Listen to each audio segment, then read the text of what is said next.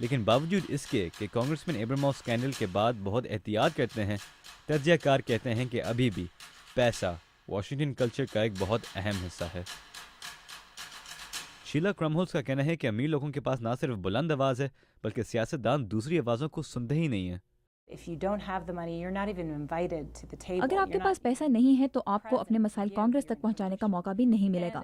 اسی وجہ سے لابنگ کو اچھی نظر سے نہیں دیکھا جاتا، کیونکہ ایسا لگتا ہے کہ کانگریس مین لابیز کی جیب میں ہیں، اور جب کسی ایشو پر یہ کانگریس مین ووٹ ڈالنے جاتے ہیں تو پھر ان کو لابیز کا پیسہ یاد آ جاتا ہے۔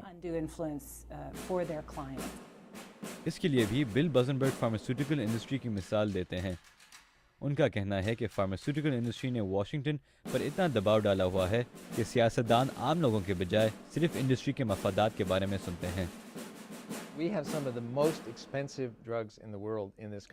ڈرگز اور دوائیوں کے لیے امریکہ دنیا میں سب سے مہنگے ملکوں میں جانا جاتا ہے، لیکن اگر امریکہ میں ڈرگز اور دوائیوں کی امپورٹ پر پابندی نہ ہوتی تو وہ اب سے کہیں زیادہ سستے ہوتے۔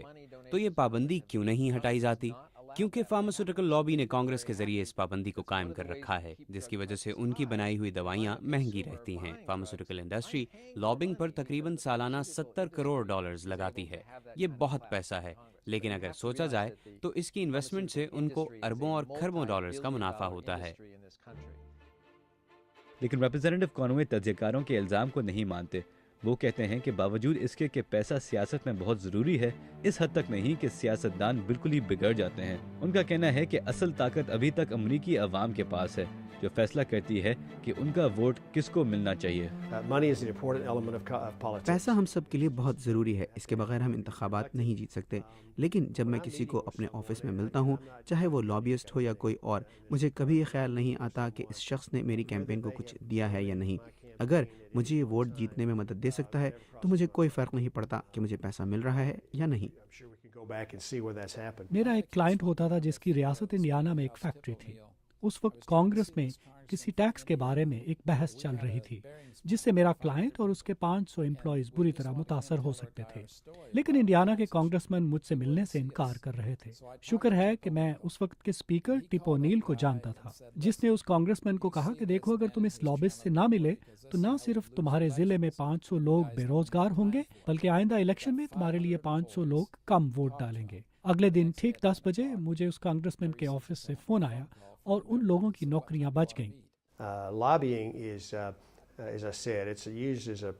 لابنگ کو بہت برا نام دیا گیا ہے، لیکن میرے خیال میں لابنگ ہمارے سسٹم کا ایک اہم حصہ ہے۔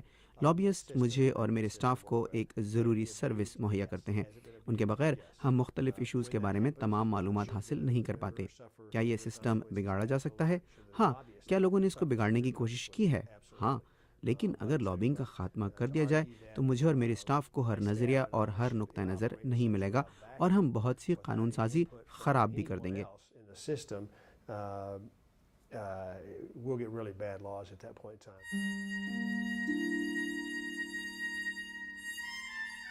امریکی کانسٹیٹیوشن عوام کو حکومت کو اپنی رائے سے آگاہ کرنے کا حق دیتا ہے، لیکن کیونکہ اس کام کے لیے بھی مہارت چاہیے ہوتی ہے، واشنگٹن میں لابیس ہائر کیے جاتے ہیں۔ لابینگ کے حامی کہتے ہیں کہ لابیس کے بنا امریکی عوام اور امریکی حکومت کے درمیان ایک مفید رابطہ نہیں ہو سکے گا، لیکن لابینگ کی ناکرین کا کہنا ہے کہ ریوالونگ ڈور اور پیسوں کی وجہ سے لابیس اور کانگریسمین آسانی سے کرپشن کے شکار ہو سکتے ہیں۔ لیکن تجزیہ کار یہ بھی کہتے ہیں کہ لابیس کا اثر کسی حد تک رک جاتا ہے، چاہے آپ کے پاس کتنا پیسہ ہو، چاہے آپ حکومت میں جتنے بھی لوگوں کو جانتے ہیں۔ امریکہ میں اصل طاقت امریکی عوام کے ہاتھوں میں ہے۔ آخرکار امریکی ووٹر سیاستدان کو ان کو اپنے عہدے دیتے ہیں، اور جب تک امریکی جمہوریت مضبوط رہتی ہے، جب تک ہر امریکی کے ہاتھ میں ایک ووٹ ہے، لابیس کا کام مشکل رہے گا۔